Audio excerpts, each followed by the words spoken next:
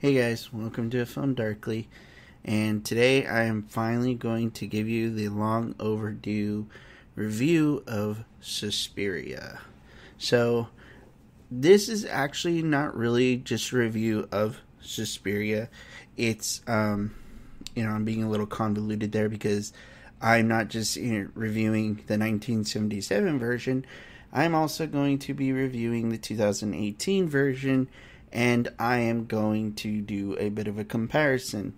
If you haven't seen Suspiria for some odd reason, maybe you're like me and it just took you a really long time to get around to watching it, I'd suggest you watch both films before you listen to this, because I am going to get into both movies.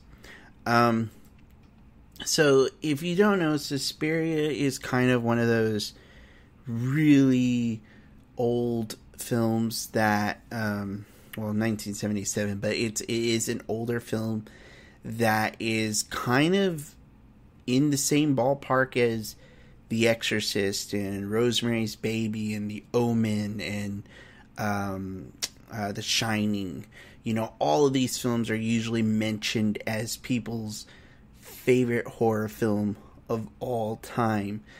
Suspiria, I know James A. Janice from a Dead Meat podcast, he actually mentioned Suspiria to be, I think, his third favorite horror film of all time. It's like one of his absolute favorites. And he's referring to the 1977 version, which is directed by Dario Argento, who is an Italian director and is known for, his crazy, weird Italian films that sometimes are pretty convoluted in how the story's told. Sometimes it works, sometimes it doesn't. Argento has some more recent films that really have been kind of left in the dark due to the fact that they aren't very good. But he also has like a long list of films that people absolutely love, such as Suspiria, and he has a Phantom of the Opera that's actually supposed to be pretty good, and a film called Opera, which is supposed to be very good from my understanding. I think the film that really got him, though, was actually his first film ever, The Bird with the Crystal Plumage. A lot of people talk about that movie as just a really special film that he did. He has a few other films here and there that you might hear people talk about that are recognized as being great films that he did. He did do two Masters of Horror. Pelts is called one of them, and the other one's called Jennifer. I have seen Jennifer. When I was done watching Jennifer and I found out Argento directed it didn't really surprise me. if I could just say it that way. Like, that film, like, it did not surprise me at all that was Argento's film, because of the way the movie is, the amount of nudity in it and things like that. Argento does not shy away from nudity and gore. He loves those things, it seems. And so anyways, getting back to talking about what he did with Suspiria. Suspiria, the 1977 version, like I said, is deemed as one of the greatest horror films ever made. It is that, it is a very good horror film. And I thought that the soundtrack by Goblin really sets the tone of the film. It's a very, like, kind of repetitive, gut-wrenching tone in music, that really, seeps in. And this film, like, to me, it really gets under your skin. It's an under-the-skin type film, and you really feel it. You really feel this movie. But what comes off as sort of like this confusing roller coaster kind of ends up becoming this very straightforward storyline about a young woman named Susie Bannion, I think is how you say her last name, played by Jessica Harper, and essentially she gets accepted into this really sort of illustrious school. a dance school, a dance academy to be completely correct. And there she meets Madame Blanc and Miss Tanner and all these various characters. And something's amiss. And you can tell something is amiss from the very start. You can tell something is going on in the background and you have no idea what it is, but it's not good. And the movie starts out with Susie and the Goblin soundtrack kind of playing the same exact tone over and over and over and over and over and over again. And then Susie actually gets to the front door and she's walking inside and she meets this other girl and this other girl says something. And part of the movie is her trying to remember what the girl said because it was like pouring rain that day. But it's essentially like a clue to the fact that the school is being ran by witches. So it's a coven of witches. They're killing off all the students that are figuring things out. And it kind of seems as if the story is sort of like the main witch, who, I'm trying to remember her name, what her actual, it's her school. Let's see if I can find her name. I'm having a very difficult time. I don't know if I don't think it is Madame Blanc, or is it? Because, no, that's played by Joan Bennett. Sorry, I'm just trying to figure this out. Anyhow, the main lady, though, who runs the actual school is the head witch of the entire coven. And essentially, it boils down to her. That she, from what I gather, the movie is to me at least, it seemed kind of like it didn't want to, tell you straight off what was going on, but it seems as if she's kind of draining these young women of their life. And, there's a scene where they all have to sleep in this area because they found like bed bugs or maggots or something, and they can't sleep in their bedroom, so they all have to sleep in this like giant studio.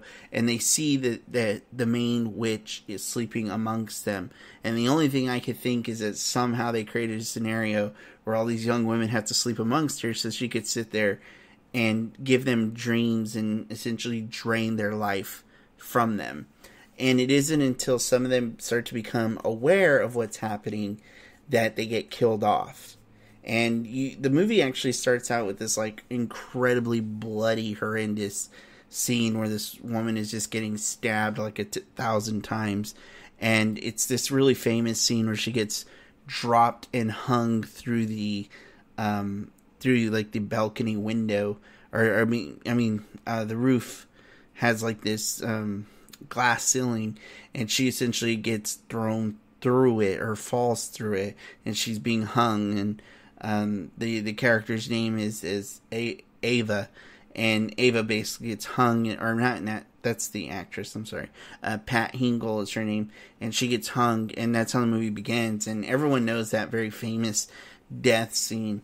And she basically was the one that was starting to figure things out, and now Susie starts figuring things out, and she finds out there's a coven.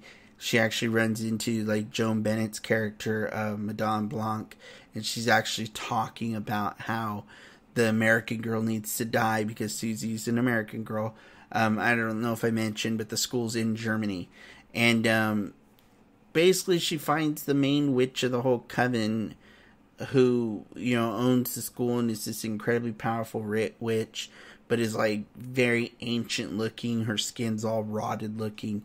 And she takes control of her friend, Sarah, and her friend Sarah, who has, who is essentially dead but gets possessed by the witch, like goes to kill her at the end, and then she ends up killing the old witch. And that's essentially the film. That's essentially what happens in this movie. And like I said, it's a bit of a convoluted film. It kind of is all over the place, but it works. It's all over the place, like in a way that it's meant to be.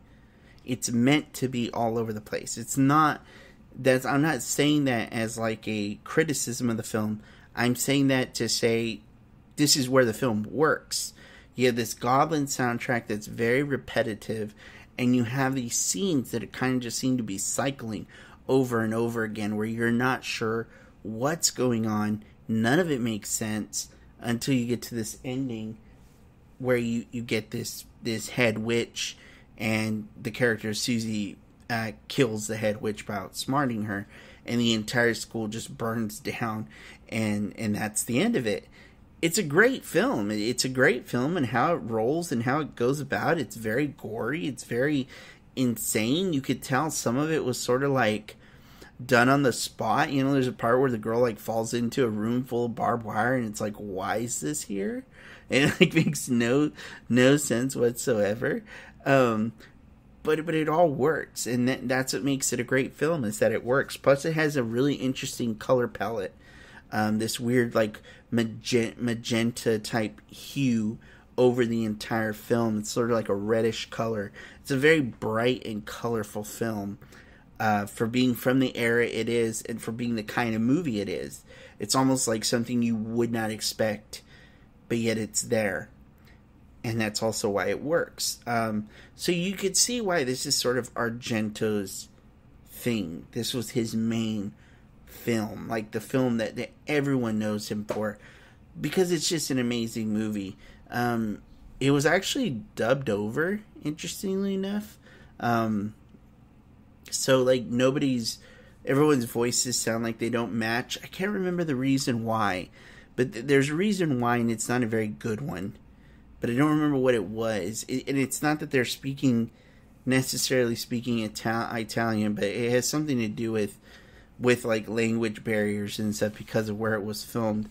And so there was just a decision made that they would dub everyone's line. So, but it's easy to get past. It's not something that should bother you in the least bit. So Suspiria is about an hour and 32 minutes. And like I said, it's a 1977 film. Now, if you go over to the new one is 2 hours and 32 minutes. It tries to do something similar. Has a very interesting color palette with a bit of the magenta or reddish look to it. Maybe crimson would be the right word for it. This film follows the character of Susie. And Susie is essentially same thing, accepted into the school, goes to the school, and you have like all these, various characters. Madame Blanc is there. It's a lot of the same characters.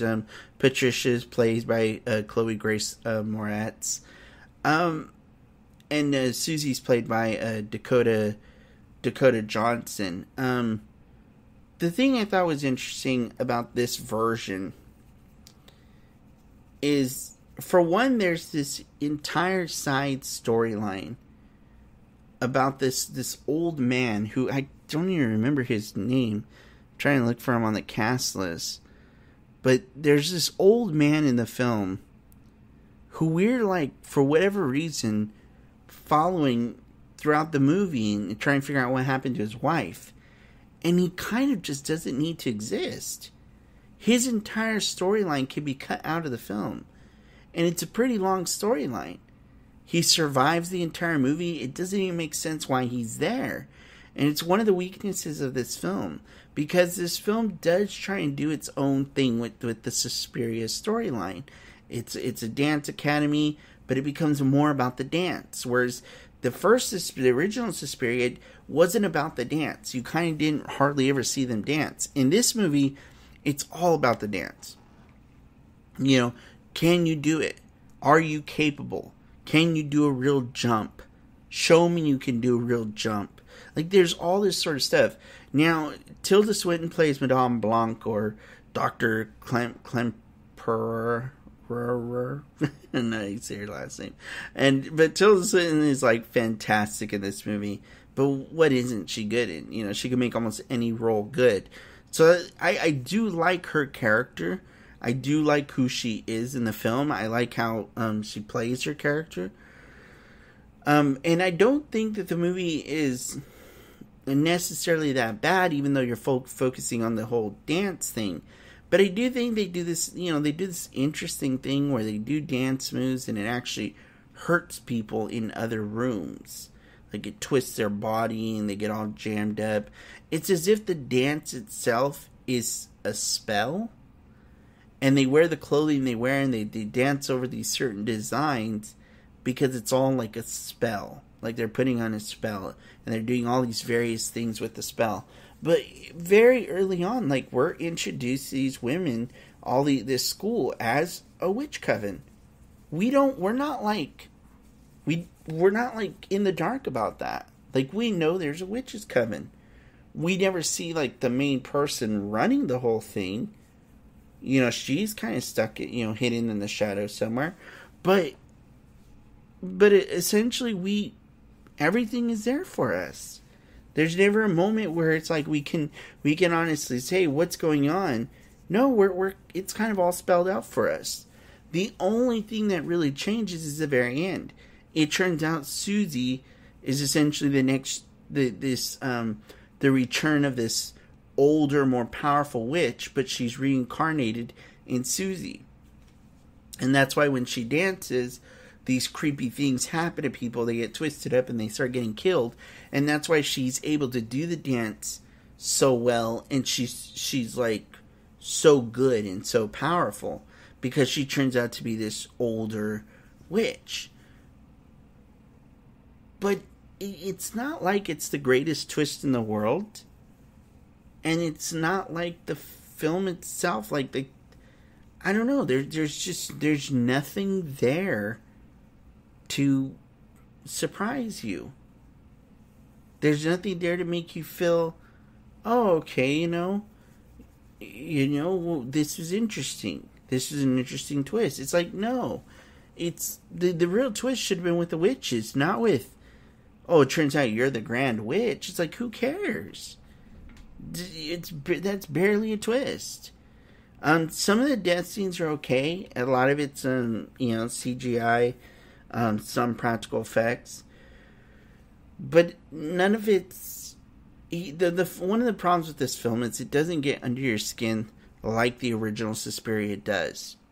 It's a movie that's very surface level. It's a Suspiria that's told today, and while it doesn't have a bad storyline per se. It's not even badly acted. It's just a movie that, in my opinion, I don't feel like it goes anywhere. And I think its biggest issue is the fact that it's a film that decided to reveal to us that they're in a coven rather than not revealing that to us. The reason you have a 2-hour, 30-minute film versus an hour and 30-minute film, which means you literally made an hour's more worth of content in your story. The reason that's the case is because you have a whole bunch of stuff in it you don't need. You reveal the coven, so you actually have to tell their side of the story. You give us some old man and his story about his wife that by the end of the movie, I was so not invested in, I could care less what happened to him. I could care less whether he got what he wanted. The movie's completely and utterly has this storyline and this character that just provide nothing. So it doesn't make sense why they're there. It doesn't make sense why we're playing this game, why we're doing this. Now, do I think Suspiria 2018 is a bad movie? No, I don't think it's a bad movie. I would still give it a positive a positive rating, or however you want to put it. I would still give it positive. I would still say it's good enough. It's not a bad film. But I would also say that, it's definitely missing something. It definitely is missing an element that it very much needed. And this one's actually directed by Luca Guadagnino. I don't know how to say that name at all. But anyways, that's who it's directed by. And like I said, it's not poorly acted. I think especially Tilda Swinton does a fantastic job in it. When it does show the old lady witch at the very end, like the first film, she's not clothed for some reason. She's like sitting in a chair naked, but she has like no parts, if that makes sense. It's like her skin's just so rotted and weird. And then she's like wearing these black shades, and she like gets up and does the spell on Tilda Swinton to like try and chop off her head, but it only cuts her neck like halfway. And then Tilda Swinton's character, like Madame Blanc, is still alive somehow. It's really stupid. When it got to that character, I was like very much taken out of the film. Very much didn't feel like I was getting a really good ending. I felt like I was just kind of getting a whatever ending. Like I said, in the end, I don't think it's a bad film. If I do part of this is because I'm thinking of the other movie and kind of doing a bit of a comparison. And when you do that, the original Suspiria just outdoes the new Suspiria by far. And you're talking to a person that doesn't have like the original Suspiria sitting in the back of his head for years, and then all of a sudden 2018 comes out, and I have to, then compare the two or look at this remake. No, I watched the new one before I ever saw the old one. I watched the new one, I said, oh, that's not bad. Then I was like, let me see the old one, because the old one gets a lot of credit. And I watched the old one, and I'm like, oh, this is superior. Like, this is, like, way better. Not even just a little bit better. Like, this is a much better film. This is somebody who understood what they were doing. Who wanted to make something really scary, really different. And put their own touch to it. This movie was somebody that was attempting to put their own touch to something that already existed. But in the end, didn't really do that and sort of failed. I mean, don't get me wrong, the 2018 Suspiria is a good, decent film. And its story is not bad. I just didn't feel... I felt like every element of this movie that should have been good wasn't. And then I felt really bothered by a storyline of some old dude that I really could care less about. So in the end, those are the things that weigh heavy on it. If I had to give them out of 10, I would say the original Suspiria is like an 8.5 out of 10. I would say that the newer version's like a 7.5, if not like a 7 out of 10. Part of me even wants to give it lower the more I think about it. But I'll just leave it at that. So anyways, yeah, I think that this is a clear example of what old horror was doing versus what new horror is doing. Where we are on this kick of trying to make smarter horror films, which is sort of, what they used to do with movies like, like Jaws, or like, what's the other one I was just thinking of? Rosemary's Baby, or The Exorcist. And it seems like we're back in that realm where we want to do more smarter horror films. And I think that's what this Suspiria was trying to do. It's like, let's remake this with an understanding of what we're coming from, of what was originally made. But I think where it ultimately, fails is just in the fact that it's too much of a modern film. It's too modern in the sense that it essentially hands you everything in a handbasket, and it leaves you nothing to think about. And that's tough for me, because I want to be able to think. I want your movie to challenge me mentally. I don't want your movie to just blend in with all the rest. And while I do think this 2018 Suspiria is not a bad film, I think in the end it kind of does that. It's just one of those movies that just sort of blends in with the rest. Oops, I just got a message. Sorry about that. Anyways, so I'm about at the end of my review anyways. Thanks for listening. I will be coming back soon with more like Black Christmas. I still want to talk about that. I still want to talk about The Exorcist because I revisited it recently. Yeah, so anyways, thanks for listening, guys, and I will talk to you later. Bye.